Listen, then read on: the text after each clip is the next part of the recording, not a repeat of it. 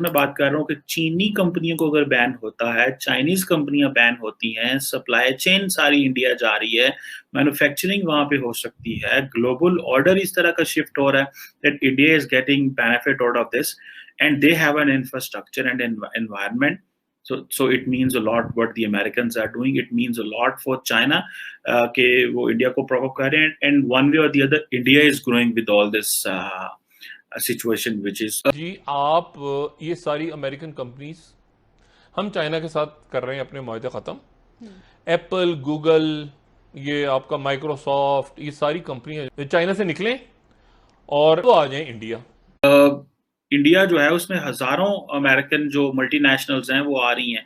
ये ब्लूमबर्ग की एक रिपोर्ट मैंने देखी थी जिसमें तकरीबन 1000 अमेरिकन मल्टीनेशनल्स जो हैं वो आ रहे हैं. बार बार के जी पाकिस्तान जो है ना वो चाइना की गोद में चला गया, चाइना की गोद में चला गया. There is a reality in it known as or being seen as that could replace China is India.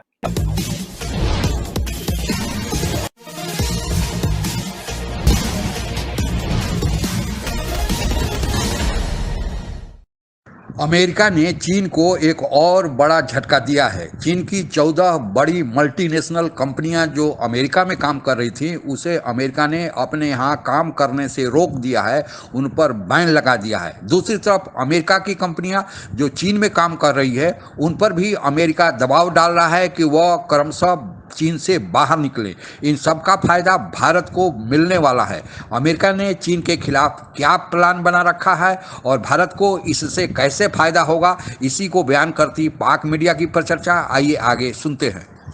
मैं बात कर रहा हूँ कि चीनी कंपनियों को अगर बैन होता है, चाइनीज कंपनियां बैन होती हैं, सप्लाई चेन सारी इंडिया जा रही है, मैन्युफैक्चरिंग वहां पे हो सकती है, ग्लोबल ऑर्डर इस तरह का शिफ्ट हो रहा है that India is getting benefit out of this and they have an infrastructure and environment. So it means a lot what the Americans are doing. It means a lot for China कि वो India को provoke कर रहे हैं and one way or the other India is growing with all this situation which is evolving. So let's see how it unfolds properly. लेकिन अगले 2 4 5 साल में आप देखिएगा कि इंडिया के अंदर और बड़ी इकोनॉमिक एक्टिविटीज एंड और बड़े बिजनेसेस एंड और बड़े मल्टीनेशनल जो आएंगे. जिस तरह मैंने ब्लूमबर्ग का बताया 1000 कंपनियां जो है वो शिफ्ट हो रही हैं. इंडिया जो है उसमें हजारों अमेरिकन जो मल्टीनेशनल्स हैं वो आ रही हैं. ये ब्लूमबर्ग की एक रिपोर्ट मैंने देखी थी जिसमें तकरीबन 1000 अमेरिकन मल्टीनेशनल्स जो है वो आ रहे हैं. बार बार के जी पाकिस्तान जो है ना वो चाइना की गोद में चला गया, चाइना की गोद में चला गया. There is a reality in it. लेकिन हमारी लीडरशिप ने इसको इस इंप्रेशन को बैलेंस करने की भी कोशिश नहीं की और हमारे प्राइम मिनिस्टर ने तो टाइम एंड अगेन ये कहा नहीं नहीं हम तो फ्यूचर हमारा चाइना के साथ है, फ्यूचर हमारा चाइना के साथ है. जी आप ये सारी अमेरिकन कंपनीज हम चाइना के साथ कर रहे हैं अपने मुआहदे ख़त्म. एप्पल, गूगल, ये आपका माइक्रोसॉफ्ट, ये सारी कंपनियां जो हैं ये चाइना आ जाएं, ये चाइना से निकलें और वियतनाम आ जाएं, या वियतनाम उनकी अपनी कॉलोनी बना हुआ है, या वो आ जाएं थाईलैंड, या वो आ जाएं इंडिया. इसको ज़रा बड़ा कीजिएगा प्लीज़. अच्छा, और बाहर आ जाएं. अच्छा, इन्होंने कहा, एप्पल, माइक्रोसॉफ्ट, गूगल वालों ने कहा कि हम चाइना से निकल रहे हैं लेकिन आसान नहीं है निकलना. ये थोड़े दिन पहले इन्होंने कहा नहीं निकलो, ट्रम्प ने कहा निकलो. और ये मोदी कहते हैं आगे से, मोदी ने ये जवाब दिया कि जी हमने लग्जमबर्ग, एक मुल्क है पूरा यूरोप का, लग्जमबर्ग से ज्यादा बड़ा हमने इलाका दे दिया है जहां पर ये कंपनी जाके अपना काम करेंगी. ठीक. और बिस्मिल्लाह. अभी रिसेंटली 14 चाइनीज कंपनीज जो हैं उनको ब्लैकलिस्ट कर दिया गया है बिकॉज उनके सिंकियांग में कॉन्टैक्ट्स थे या वो सिंकियांग से किसी ना किसी तरीके से लिंक थी. अभी अमेरिकन ने ये किया है कि इन 14 कंपनियों को ब्लैकलिस्ट करो. ये जो एनवायरनमेंट चेंज हो रहा है जिससे एक बड़े पैमाने पे चाइना के ऊपर जो हालात खराब हो रहे हैं, जिसमें आपको पता कोविड-19 की वजह से सारी दुनिया कितनी डिपेंडेंट थी चाइनीज सप्लाई चेन के ऊपर. इसका एडवांटेज जो है वो इंडिया को होगा क्योंकि बहुत सारी चीजें जो है वो इंडिया में शिफ्ट होंगी. ये सप्लाई चेन का बहुत हिस्सा इंडिया, लेकिन इस सारे प्रोसेस का जो अल्टीमेट बेनिफिशियरी है वो इंडिया है. वो इंडिया इसलिए है कि इंडिया के अंदर बहुत सारी सप्लाई चेन जो है वो उसकी वैल्यू बढ़ जाएगी. अब आप देखेंगे ये अब बहुत सारे लोगों का तो कहना यह है कि रेवोल्यूशन आएगा, इतना बड़ा रेवोल्यूशन आएगा कि इंडिया के अंदर लेबर मौजूद है, आईटी का इंफ्रास्ट्रक्चर मौजूद है, जिसकी वजह से जैसे बेंगलोर और बहुत सारे और एरियाज हैं जहां से जो बाहर की कंपनीज हैं जब वो कांटेक्ट करेंगी लेबर चीप होने की वजह से इंडिया को काफी ज्यादा जो है वो फायदे हैं। सो चाइना के बारे में जो एक एनवायरनमेंट बनाया जा रहा है वो क्योंकि वहां पे ट्रांसपेरेंसी नहीं है, वहां पे अकाउंटेबिलिटी नहीं है, पावर बड़ी सेंट्रलाइज्ड है, तो ये चीजें तो होंगी, इसका नुकसान तो होगा।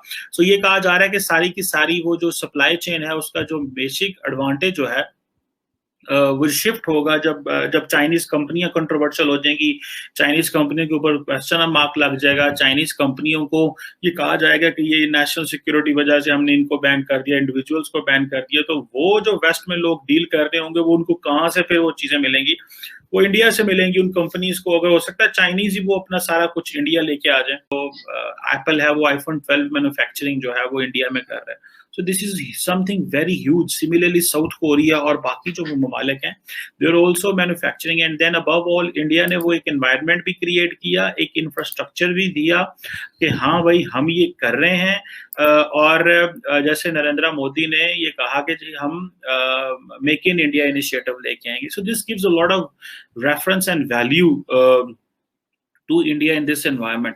और जो एक ग्लोबल स्ट्रेटेजिक पोजीशनिंग हो रही है जिसमें इंडिया को वेस्ट प्रॉप अप कर रहा है, उसमें ऑब्वियसली इंडिया इस हवाले से बहुत सारी जो ग्लोबल मार्केट्स हैं उनसे ये फायदा भी ले सकता है, ग्लोबल कंपनी से फायदा ले सकता है। सो एक जो नेचुरल एपेटाइट है वेस्ट के अंदर कि हमें इंडिया से इंगेज करना है, फिर इंडिया का conducive environment in terms of basic वहाँ पे लोगों की जो आईटी के साथ फेमिलैरिटी है, फिर मेक इन इंडिया का जो कॉन्सेप्ट है, फिर वहाँ पे लॉ एंड ऑर्डर सिचुएशन भी इंडिया में बेहतर है, फिर अबव ऑल लेबर चीप है, this gives India lot of, and फिर देन यूथ बहुत बड़े पैमाने पे है और सस्ती लेबर मिल जाएगी आपको इंडिया के अंदर। तो ये चीजें तो ऑब्वियसली बहुत बड़ी बेनिफिशियरी हैं फॉर इंडिया। सो जब भी चाइनीज कंपनी को वो सैंक्शन लगे तो फील दिस के this is going to be very much beneficial. आप जस्ट इस लिटरेचर को रिव्यू करने की कोशिश करें, दिस सप्लाई चेन का जो लिटरेचर है, तो you will find the very most important country which is being known as or being seen as that could replace China is India. आप लोगों को ज्ञात ही होगा कि आज अमेरिका विश्व में एकमात्र सुपर पावर है, पर चीन जिस तरह अपनी आर्थिक प्रगति कर रहा है और धीरे धीरे दूसरे देशों को धौंस जमाना शुरू कर दिया है, उससे अमेरिका को चिंतित होना स्वाभाविक है। अमेरिका को पता है कि अगर आज चीन पर लगाम नहीं लगाया गया तो फिर चीन भविष्य में सभी देशों के लिए खतरा बनकर उभरेगा, और जो कोरोना काल में चीन की हालत रही है, जैसा उसका व्यवहार रहा है, उससे अब किसी को यह शक नहीं रह गया है कि चीन की नीयत दूसरे देशों के प्रति क्या है, वह कैसे आगे बढ़ना चाहता है। अमेरिका ने इस खतरे को भांपकर 3 प्रकार की योजना बनाई है जिस पर वह काम कर रहा है। पहला, अमेरिका चीन के उत्पादन को प्रभावित करना चाहता है, क्योंकि चीन का सबसे ज़्यादा जो प्रगति का राज है उसकी आर्थिक प्रगति है, और आर्थिक प्रगति में उसके यहाँ जो मैन्युफैक्चर होता है, चीज़ें उत्पादित होती हैं, उसका 70% योगदान है। इसलिए अगर उसके उत्पादन को, जो चीन में सामान बन रहा है, उसको अमेरिका किसी तरह प्रभावित कर दिया तो फिर चीन की आर्थिक प्रगति धीमी हो जाएगी और फिर चीन से निपटना आसान होगा। इसी के मद्देनज़र चीन जो अपने यहाँ की कंपनियां, अमेरिका की, जापान की कंपनियां चीन में काम कर रही हैं, क्योंकि चीन में लेबर सस्ता है, ज़मीन उपलब्ध है और वहाँ लेबर यूनियन का कोई लफड़ा नहीं है, इसलिए अमेरिका, जापान, फ्रांस, जर्मनी आदि की बहुत सारी कंपनियां जो मल्टीनेशनल हैं वह चीन में अपना यूनिट बैठाए हुए हैं। ये सारे देश अब यह सोच रहे हैं कि इन कंपनियों को अब चीन से बाहर निकाला जाए। तो अगर चीन से यह बाहर निकलती है तो चीन के उत्पादन पर प्रभाव पड़ेगा। दूसरा, चीन की जो बहुत बड़ी बड़ी कंपनियां हैं, मल्टीनेशनल कंपनियां हैं, वह भी दूसरे देशों में काम कर रही हैं, तो उन कंपनियों पर भी किसी न किसी रूप पे प्रतिबंध लगाया जाए ताकि वे दूसरे देशों में काम करना बंद कर दें, तो यह भी चीन के आर्थिक प्रगति पर एक विराम लगेगा। और तीसरा है कि चीन जो अपने यहाँ सामान उत्पादित करता है वह दूसरे देशों को भेजता है, उसका सबसे बड़ा रास्ता है साउथ चाइना सी, जिसके होकर चीन का 60% सामान विश्व के दूसरे भागों में जाता है। अमेरिका ने क्वाड बनाकर, जिसमें भारत भी शामिल है, ऑस्ट्रेलिया शामिल है और जापान शामिल है, साउथ चाइना सी में चीन के घेराबंदी का प्लान बनाया है ताकि चीन पर आर्थिक नकेल कसा जाए, क्योंकि जो साउथ चाइना सी से चीन का माल निकलेगा अगर यहाँ रोक दिया जाए तो फिर यह भी चीन के आर्थिक प्रगति में बाधक होगा। दूसरा, चीन ने एक अल्टरनेटिव रास्ता यानी वैकल्पिक रास्ता भी तैयार किया था कि अगर America, Bharat, Japan, Australia quad जो बनाया है, अगर यह साउथ चाइना सी में चीन को रोके तो चीन फिर सीपैक के रास्ते से अपना सामान ग्वादर पोर्ट होकर साउथ चाइना सी के बदले माल अरब सागर में पहुंचाकर विश्व के दूसरे देशों में भेज सकता है। और आप लोगों को पता है कि सीपैक पाकिस्तान और चीन की एक योजना है। इसको भी बर्बाद करने के लिए चीन के खिलाफ भारत और अमेरिका कार्रवाई कर रहे हैं, ताकि ग्वादर पोर्ट से भी जो सामान चीन दूसरे देशों को भेजेगा उस पर भी रोक लगेगा।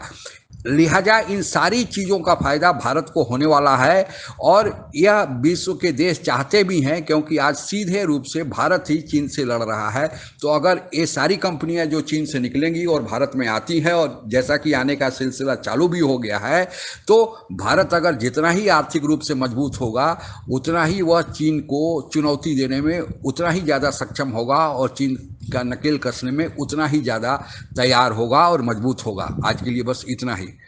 आप अगर हमसे जुड़ा रहना चाहते हैं तो कृपया मेरे चैनल को सब्सक्राइब करें तथा बेल आइकन भी दबा दें, ताकि नई वीडियो की जानकारी तुरंत आप तक पहुंच जाए। धन्यवाद। जय हिंद।